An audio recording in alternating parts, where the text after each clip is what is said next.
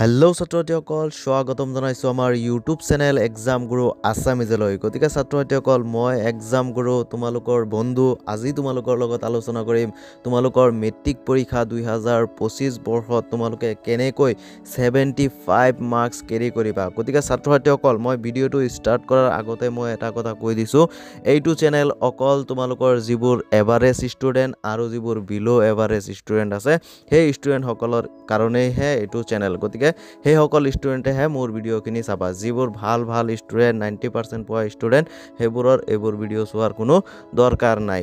গতিকে যিবোৰ ছাত্ৰ-ছাত্ৰীসকলে 30% পাই আছা, 40%, 60% পাই আছা বা 70% পাই আছা, সেইসকল ছাত্ৰ-ছাত্ৰীসকলে কেনেকৈ অলপমান ওপৰত উঠিব পাৰিবা, কেনেকৈ তোমালোকৰ মাৰ্কছটো অকণমান বেছি কৰিব পাৰিবা, সেই তাৰ কাৰণে আজি তোমালোকৰ লগত এইটো ভিডিঅ'ত আলোচনা কৰিম। আৰু যিবোৰ মই ভিডিঅ' দিম সেইসকলে চাবা যিবোৰ বিলো এভাৰেজ ষ্টুডেণ্ট আছা।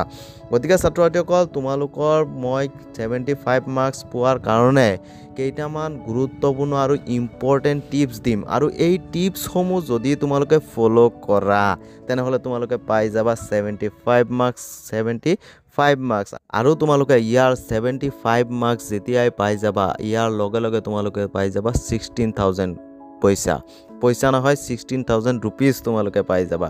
আৰু যেতিয়া 16,000 পাই যাবা তেতিয়া তোমালোকৰ দুটা ৰাছিয়ান আৰামছে আহি যাব তোমালোকৰ। গতিকে আজিৰ পৰাই তোমালোকৰ পঢ়া ষ্টাৰ্ট কৰি দিব লাগিব।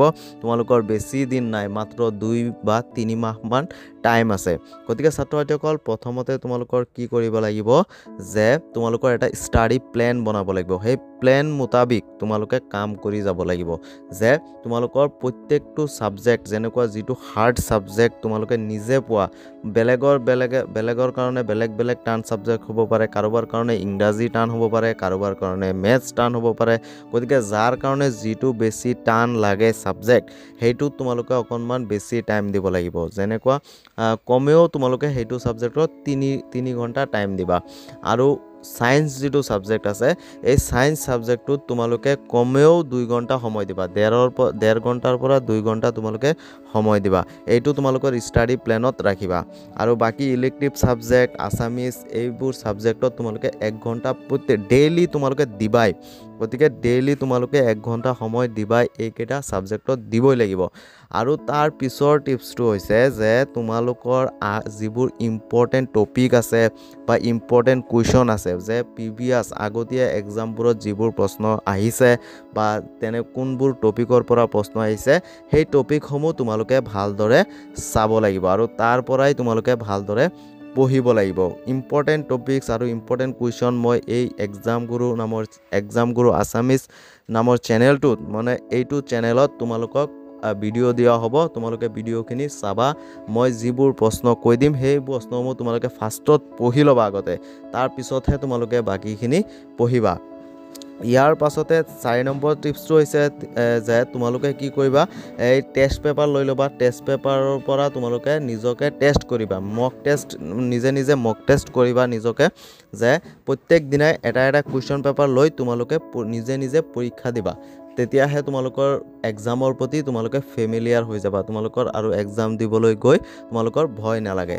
তাৰপিছতে ছাত্ৰ-ছাত্ৰীসকল তোমালোকেতো অলপ পঢ়ি থাকিলেই নহ'ব, ইয়াৰ লগতে তোমালোকে 1 ঘণ্টা 2 ঘণ্টা 3 ঘণ্টামান এনেকুৱা পঢ়ি তোমালোকে আধা ঘণ্টা 20 মিনিট এনেকুৱা এটা ব্ৰেক ল'বা।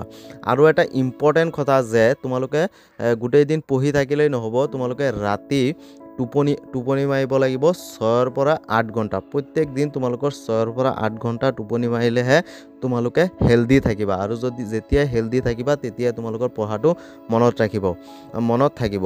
আৰু ছাত্ৰ-ছাত্ৰীসকল তোমালোকে এটা কাম কৰিবা যে তোমালোকৰ পঢ়াৰ যিটো প্লেন, এই প্লেনটো তোমালোকে বেছিভাগ ফ'ল' কৰিবা। ৰাতিপুৱা 4টা বজাতে উঠি যাবা আৰু সোনকালে শুবা আৰু সোনকালে উঠি যাবা, যে ৰাতিপুৱাহে বেছি ভালদৰে পঢ়াখিনি তোমালোকৰ মনত থাকিব। আৰু ছাত্ৰ ছাত্ৰীসকল তোমালোকে হেল্ডি খোৱা খাব লাগিব, ভালদৰে থাকিব লাগিব, সদায় গা ধুবা, পৰিষ্কাৰ হৈ থাকিবা, সদায় ভালদৰে পঢ়িবা, অকল পঢ়াতে লাগি থাকিবা, যাতে তোমালোকে ইমান দিনটো চাগে পঢ়া নাই, গতিকে তোমালোকৰ কাৰণে 75% মাৰ্ক উঠাবৰ কাৰণে বহুত তোমালোকৰ কি হ'ব, হাৰ্ড হ'ব, অলপ কষ্ট কৰিব লাগিব। তোমালোকে অকণমান কষ্ট কৰিবা, ভাল অকণমান নহয়, এই 2-3 মান একবাৰে জান প্ৰাণ দি পূৰা কষ্ট কৰি দিয়া, তাৰপিছতহে তোমালোকে যেতিয়া ফলাফলটো পাবা তোমালোকৰ এটা ভাল লাগি যাব, ফূৰ্তি লাগি যাব। গতিকে ছাত্ৰ ছাত্ৰীসকল তোমালোকক মই এইটো ভিডিঅ'ত ইমানেই আলোচনা কৰিবলগীয়া আছিলে, আলোচনা কৰিলোঁ। গতিকে যাতে তোমালোকে 2025 বৰ্ষত ভালদৰে তোমালোকে এটা ষ্টাৰ নম্বৰ